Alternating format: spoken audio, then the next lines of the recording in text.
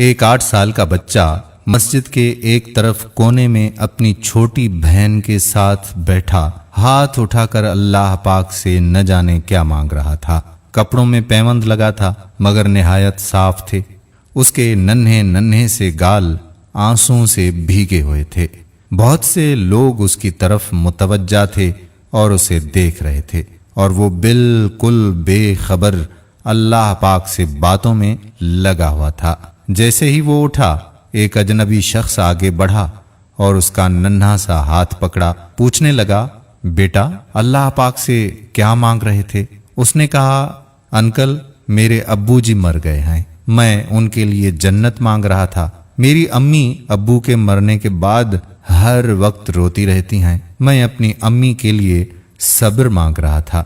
میری بہن ماں سے کپڑے مانگتی رہتی ہے، اس کے لیے رقم کا بندوبست کرنے کی دعا مانگ رہا تھا۔ اس اجنبی شخص نے سوال کیا کہ بیٹا کیا آپ اسکول جاتے ہو؟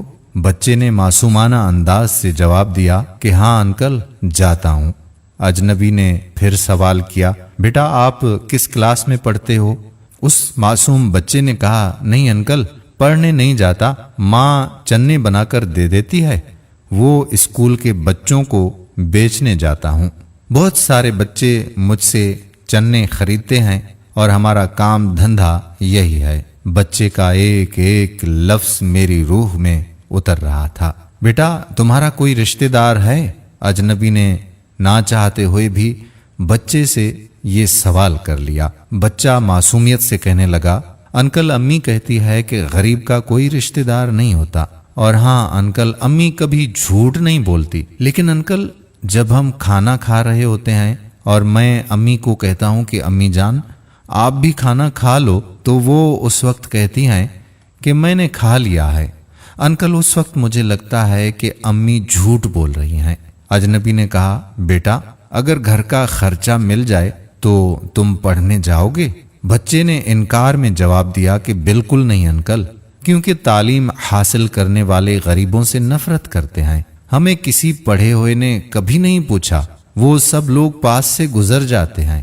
اجنبی حیران بھی تھا اور کسی حد تک پریشان بھی دکھائی دے رہا تھا۔ پھر اس نے کہا کہ ہر روز اسی مسجد میں آتا ہوں انکل، کبھی کسی نے مجھ سے نہیں پوچھا۔ یہاں تمام نماز پڑھنے والے جماعتی میرے والد کو اچھی طرح سے جانتے تھے، مگر انکل ہمیں کوئی نہیں جانتا۔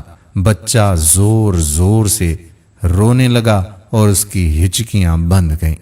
انکل جب باپ مر جاتا ہے نا تو سب کے سب اجنبی بن جاتے ہیں۔ میرے پاس بچے کے ان سوالوں کا جواب ہی نہیں تھا۔ دوستو ایسے کتنے معصوم ہوں گے جو ایسی حسرتوں سے زخمی ہوں گے؟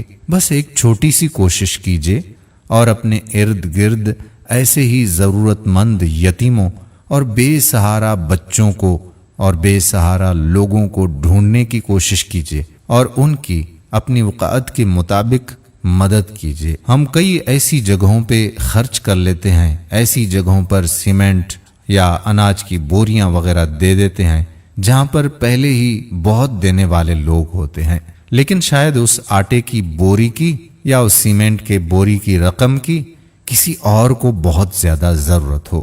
آج کی یہ ویڈیو بنانے کا ہمارا مقصد صرف یہ ہے کہ یہ میسج آپ تمام گروپوں میں شیئر کر دیں، اپنے دوستوں احباب کے ساتھ بھی اس ویڈیو کو پہنچائیں، تاکہ ہو سکتا ہے کہ کوئی ایسا بچہ جس کو آج بہت زیادہ ضرورت ہو، اس کو آپ کی وجہ سے کچھ نہ کچھ مل جائے۔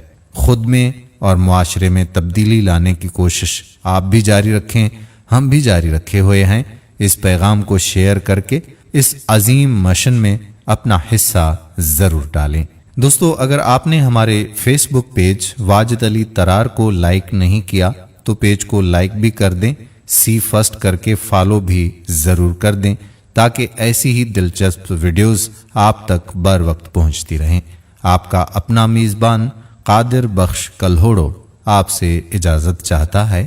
اللہ حافظ۔